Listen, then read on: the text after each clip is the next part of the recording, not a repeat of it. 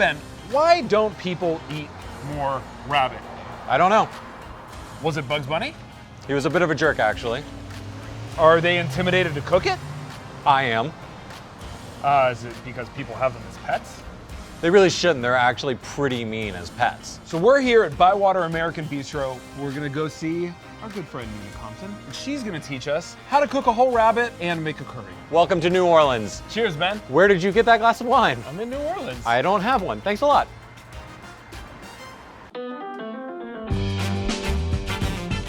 Welcome. We are in New Orleans, and when you are in New Orleans, one of the very first things you have to do is visit Nina Compton. Nina, thank you so much for having us today. My pleasure, and welcome. Thank you. We are absolutely so excited. And today we're gonna talk about rabbit, which is not something that we have a lot of experience with at the butcher shop. A lot of restaurants in New York don't serve rabbit. Right. You do. So I think that touches on like one of the first barriers to entry with rabbit is that people are like, oh, it's cute, I can't eat it. But it's actually like a sustainable food, and they're actually really easy to cook. Yes. I mean, why do you think people don't eat more rabbit? It's very lean as well, so there isn't a lot of meat. So it is tedious, but I think it's really worth it. If you're gonna use the whole animal, you gotta get all that meat off. Yeah, of it. it's a lot. I had a friend that Frenched the ribs, and I'm like, how did you do that? They're so tiny. We're doing a curry today, correct? Yes. So let's start. Yeah, let's do it. Excited to talk about them because whole rabbit, kind of like a whole chicken, like you really should buy the whole thing. Yes. We get the rabbits from Sweet Caroline in Mississippi, so I'm just gonna open it up. So you see here, it's pretty lean, and I think people can do it at home. So you treat it almost like a chicken, where you cut the quarters off. Just like right under the breast. Right under, yes. Oh, that's gorgeous. You can tell how fresh these rabbits are just looking at them. Yes. There is such thing as a rabbit loin. Yes. It's ridiculously small and adorable. Yes, so I can But show you. is that something that you could actually serve? You can, so it's right here. So it looks like, almost like a little tenderloin. Looks exactly like a tenderloin. Yeah. And that is so tiny by the time you cook it, it's smaller than my pinky. So we just keep it on. This is great because even when we break these down in the shop, the very few times we ever have them, it's very much a kind of like a traditional way that you would imagine like a butcher in a movie, like chopping it up. It's just like whack, whack. Right, you just right. like the two shoulders are separated, the two loins are separated. Can I do a couple? Yes. I have close to zero experience with rabbit. In New York, you just don't see rabbit on menus. Right. It just isn't there. We've been in New Orleans 20 hours and we've seen it on several menus. Yes. It's really exciting, but like I know it's a blind spot in my own like butchering and restaurant experience. Like I haven't eaten it, I haven't cooked it at all at home, Yeah. literally ever. Treat it like a chicken. So when we first opened the shop, we wanted to carry different things. So we did get fresh rabbits, but we could only buy them by the case. Right. So it's 12 rabbits. We were a new business. I mean, It's a hard sell a sometimes. small business. Yeah. So we maybe sell 2 a week. I personally love them. I just don't want to debone them every week. It's a lot of work because, like I said, there isn't a lot of meat, and the bones are so tiny. So it is quite tedious when people say, I'm gonna debone a whole rabbit. You do the whole thing like this. The yield is so low. But it is pretty delicious. So we're gonna cure these in equal parts salt and sugar Okay. for 4 hours, and then we're gonna confit them. We roast the torso, and then we add brown chicken stock. It is worth that time curing, and I think it's just like brining anything else. It's just adding that salt all the way through the muscular tissue. Yeah, so you're really building several layers of rabbit flavor into Yes. this one dish. Yeah. Wow. Yeah, so 4 hours, binge watch your show that you want to Yeah. watch, and then come back and cook for an hour and a half. That's how we do it. So we're gonna cure these. If you wanna grab the salt and sugar. Yes, ma'am. So it doesn't need to be measured out, it's just cover the surfaces. Yeah, so you wanna do like Be a liberal. light cure. Yeah. Okay.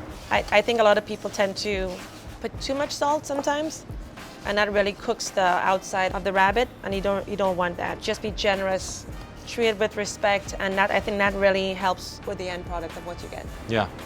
The legs are going to be the majority of our meat. Yes, we do 1 leg per order, and then Okay. part of the curry built into the sauce is going to be some of this meat.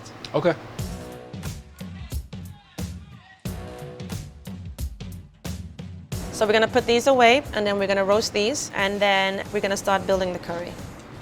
I wish I was more adept at using this amount of spices. This is like a never-ending math equation to me. It's a lot. It's a lot, but it's like it's a skill I wish I had.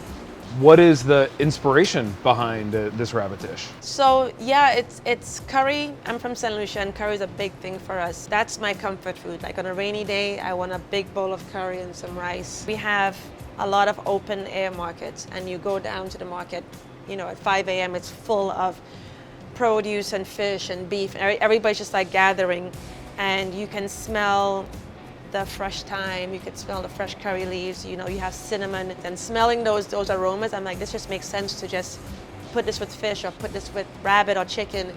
It's just something that just came second nature to me. With all these spices, it's really a pain to pick the spices out, so we just tie it up in a sachet. So here we have star anise, and then clove, coriander. Whoa, all right. And then a lot of cardamom. To build any curry, I think the biggest spice that is really the most fragrant is the green cardamom. I know curries are kind of like can be even family specific, not Yeah. just region specific. Yeah. So is this your family, or is this your specific way that you This developed? is my way that I like to eat curry. I think a lot of people don't use fresh curry leaves enough, and you don't see them very often. It just sets that curry apart, I think. Okay, so then I'm gonna have you tie up one of the torsos. So far, what we built is for the broth. Yes. And now we're gonna build a curry. Now we're gonna build the curry. Nice hot pan, olive oil, onions.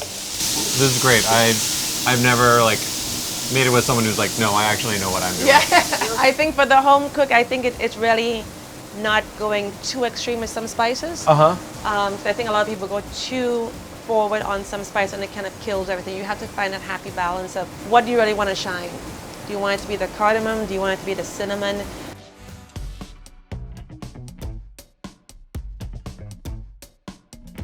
And then we're going to add our sachet. Just tuck it in there. And then we're going to add the torso back into there. And then we're gonna let this simmer just until all the meat comes off and it's nice and tender. I mean, for the amount of flavor that's going into this is actually like, once it's prepared, once you have everything together, Yeah. fairly simple. Like Yeah. it's not too much. Like I was having an anxiety attack looking at everything on the table. Now it's like, oh, it's all these things together, wrap them up, like put them here, and then. And it's not that hard, because I think this is something that somebody can do at home and just set it and forget it. It's very, very simple. Yeah. And you know, this is restaurant style, but you could do it without braising the torso. You could buy the legs and confit them and make the curry jus separately, and then just finish it in there. But it's an approachable project. You know you're gonna get the meat from the legs. You're building a spice kit, and then this already looks like it's gonna feed us for a couple days. And we're using the whole rabbit. Yes. You bought the whole thing. You're gonna use the whole thing. Plenty of meat, but also just a ton of flavor. I can only imagine this leftover day 3 Right. is like even better. Because like, the flavors like really marinate. So now the curry is done, so we're gonna pull the rabbit out. And I'm gonna keep the sachet in here. So then I add the coconut milk once the braise is done. Let that come together. So we played our jasmine rice. And I'm a big textural person, so we top it with toasted, do you say pecans or pecans? I say pecans. I said pecans. You say pecans. Yeah. I kind of go back and forth. I flip-flop sometimes. I don't even know what I say. Yeah, I had to think about it for a second. I was like, I can't remember. Put the curry on top. There's the leg. Oh, that is beautiful. You really want to put a nice amount of the curry, because that rice really soaks everything up. Also, just the way that curry smells. I want a lot of it. 3 days. I'll give you some to go. You'll have it in 3 days. That is gorgeous. And that is for you guys to eat. Wow. This is so exciting. You have actually managed to take the intimidation not just out of like curry, but out of like cooking a rabbit. Yeah. I actually feel pretty confident Good. about this now. Well, cheers. Welcome to New Orleans and rabbit and curry. Cheers. Thank you so much.